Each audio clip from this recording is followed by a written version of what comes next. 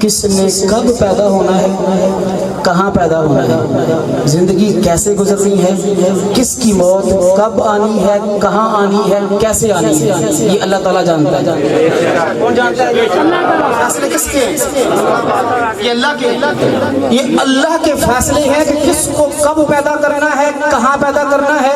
یہ رب کے فیصلے ہیں کہ کس کو موت دینی ہے، کہاں دینی ہے، زمین کے کس ٹکڑے پہ دینی ہے اور کیسے دینی ہے۔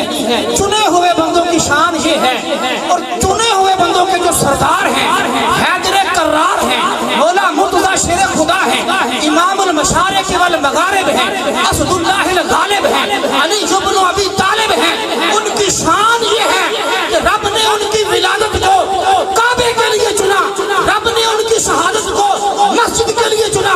جس کی ابتدا رب کے گھر سے ہو، جس کی شہادت رب کے گھر سے ہو، نماز کی حالت ہو، قرآن کی تلاوت ہو، پاک ہستی مولا مرتضی ہو، اور جولی حسن مجتبیٰ کی ہو، ماتھے کے اوپر ہاتھ سرکار حسین کا ہو، اسے مولا مرتضی کہتے ہیں۔ نعرہ رسالت، نعرہ تحقیق، نعرہ حیدر۔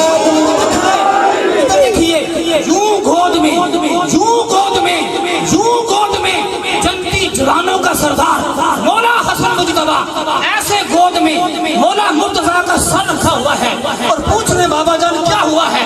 ادھر جناب سید الشہداء امام سرکار حسین ابن علی ماتھے کے اوپر ہاتھ پھیر کر کہہ رہے ہیں بابا جان کیا ہو گیا، کیا ہو گیا؟ ادھر سے مولا مرتضی کہتے ہیں فزت برب الکعبہ، رب کعبہ کی قسم ہے علی کامیاب ہو کے جا رہا ہے۔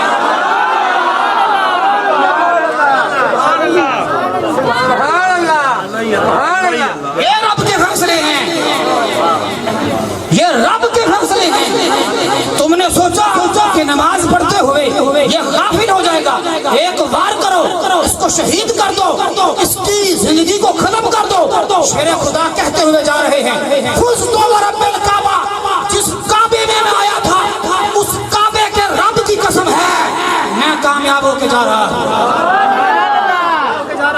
کامیاب ہو کے جا رہا ہوں۔